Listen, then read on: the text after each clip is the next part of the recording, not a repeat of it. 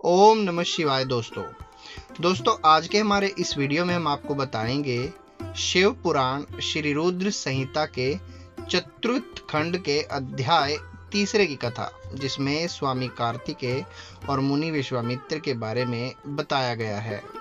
नारद जी बोले, हे ब्रह्मा जी, जब वह बालक पृथ्वी पर उत्पन्न हुआ तब वहां क्या और कैसे हुआ? तब नारद जी का प्रश्न सुनकर ब्रह्मा जी बोले, हे नारद, जब गंगा जी द्वारा उस तेजस्वी बालक को लहरों द्वारा बहाकर सरकंडे के वन के पास छोड़ दिया गया, तभी वहां पर मुनि विश्वामित्र जी पधारे।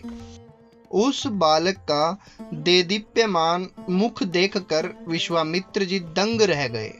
वह बालक दिव्य तेज से प्रकाशित हो रहा था। उसे बड़ा प्रतापी और बलशाली जानकर मुनि विश्वामित्र जी ने उसे नमस्कार किया और उनकी स्तुति करने लगे। तत्पश्चात मुनि बोले कि हे भगवान, शिव की इच्छा से ही तुम यहाँ प्रकट हो। शिव तो सर्वेश्वर हैं, वे ही परम ब्रह्म परमात्मा हैं। इस संसार का हर प्राणी, हर जीव उनकी आज्ञा का ही पालन करता है। तब मुनि विश्वामित्र के ऐसे वचन सुनकर वह बालक बोला, हे महाज्ञानी प्रकांड पंडित मुनि विश्वामित्र, मेरे इस स्थान पर आने के बाद सर्वप्रथम आप ही यहाँ पधारे हैं।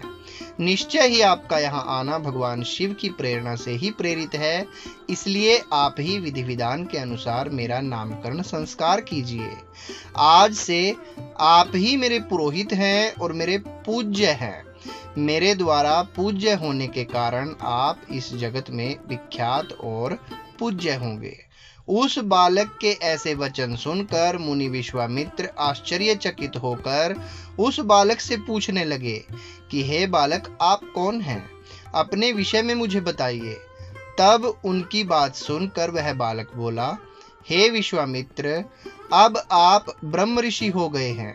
मेरे विषय में जानने से पूर्व आप मेरा संस्कार कीजिए। तब मुनि विश्वामित्र ने उस अद्भुत बालक का नामकरण संस्कार किया और उसका नाम कार्तिकेय रखा। गुरु दक्षिणा के रूप में उसने मुनि को दिव्य ज्ञान प्रदान किया। तब मैंने स्वयं वहां जाकर उस बालक को गोद में लिया और उसे चूमा। तत्पश्चात मैंने उसे शक्तियां और शस्त्र प्रदान किए। उन अद्भुत शक्तियों को प्राप्त कर वह बालक बहुत प्रसन्न हुआ और तुरंत ही पहाड़ पर चढ़ गया। पहाड़ पर चढ़कर वह उसके शिखरों को गिराने लगा तथा वहां की संपदा नष्ट करने लगा। यह देखकर उस स्थान पर निवास करने वाले राक्षस उस बालक को मारने के लिए दौड़े। उन भयंकर राक्षसों से बिना भयभीत हुए उसने उन सबको भगा दिया। उसने भयंकर युद्ध से पूरा त्रिलोक कांपने लगा। त्रिलोक को भयभीत होता देखकर सब देवता वहां पहुंचे।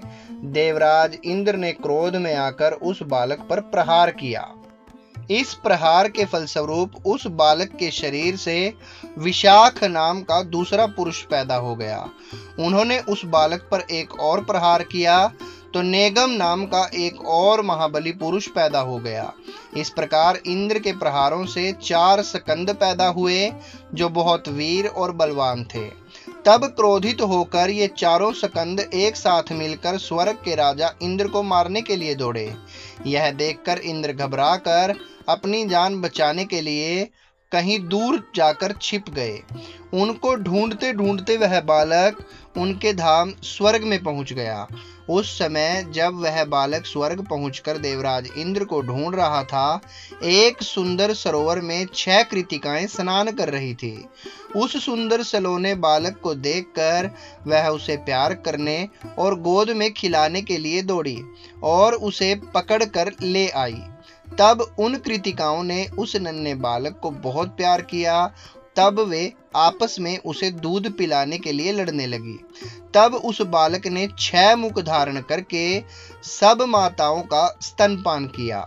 तब वे प्रसन्नता पूर्वक उस बालक को अपने साथ अपने लोक में ले आई और उसका लालन पालन करने लगी। तो दोस्तों, यहाँ समाप्त होता है हमारा आज का अध्याय 3। कल फिर मिलेंगे आपको चौथे अध्याय के साथ। तब तक के लिए ओम नमः शिवाय।